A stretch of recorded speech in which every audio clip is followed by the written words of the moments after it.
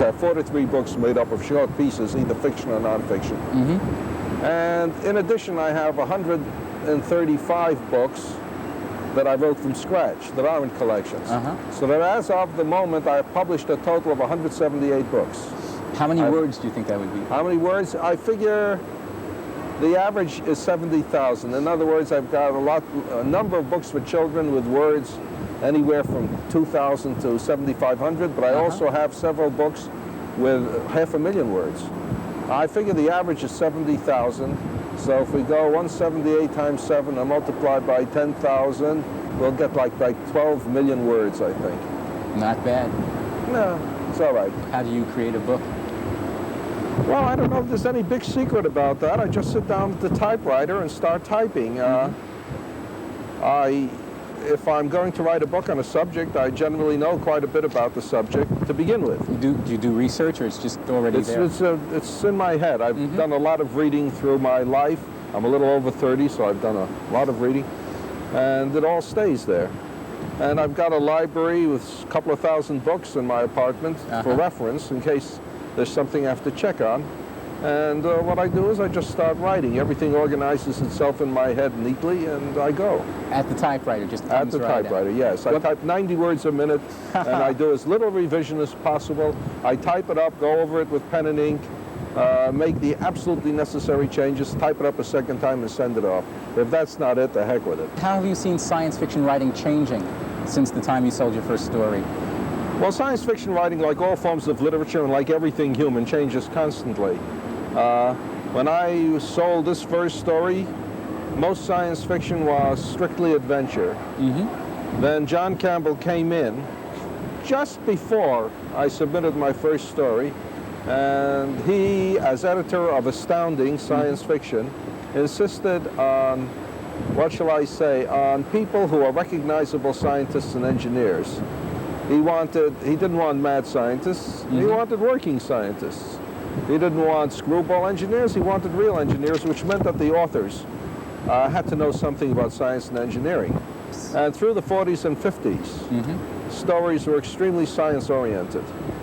But then, beginning with the 60s, a new generation of writers came in, new generations of editors came in. John Campbell no longer dominated the field, and we got style. We got, what shall I say, human interest, emotion, love, eventually sex. Science itself became less prominent. There are still what we call hard science fiction writers. I'm one of them. Even among the new science fiction writers, there are some who are hard science fiction writers. There is, of course, Ben Bova, who has succeeded Campbell as editor of Astounding, which is now called Analog. And there is Larry Niven, and there's a new writer who I'm very fond of, John Varley. And we've got guys like Harlan Ellison and Norman Spinrad and Joe Haldeman and Barry Malzberg and a bunch of people right now, Robert Silverberg, who don't concentrate on the science. And that's not the kind of stuff I can do, you understand, but that doesn't mean it's not the kind of stuff that ought to be done also. How do you consider the role of women in science fiction? Do you think it's changing from what it formerly was? Well, when I was young, science fiction was a man's world, or rather a teenage boy's world. There were women who read science fiction, but very few of them. And there are women who wrote science fiction, but very few of them.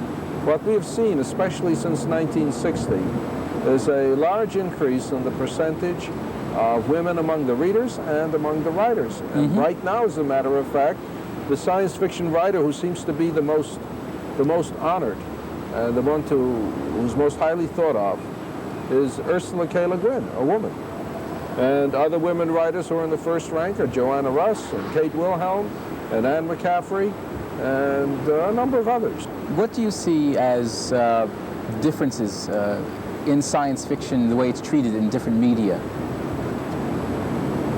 Well, now the chief forms of science fiction are in books and magazines, written, comic strips, visual. Then there's television, also, and yes. movies. Also visual. Right.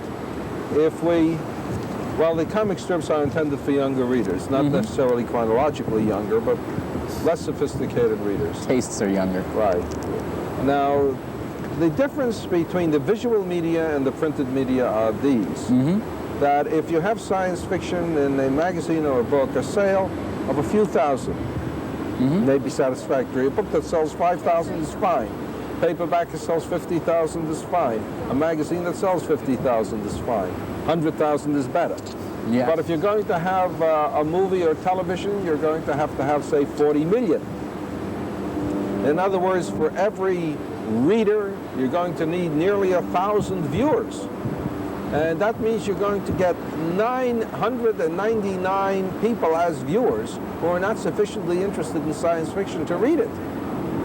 And this in turn means that they are relatively unsophisticated, they don't have experience with science fiction, and often the only thing that will interest them are monsters, or supernatural, or exorcism, something like that. So that in general, not in every case, but in general, the visual science fiction in the movies and on television is much lower in quality than the written. Now, you see, we're heading into a period, I think, where television and movie science fiction is going to be multiplied. There's going to be more and more of it. Now, if it all tends to be rather cheap, schlocky stuff, it won't last.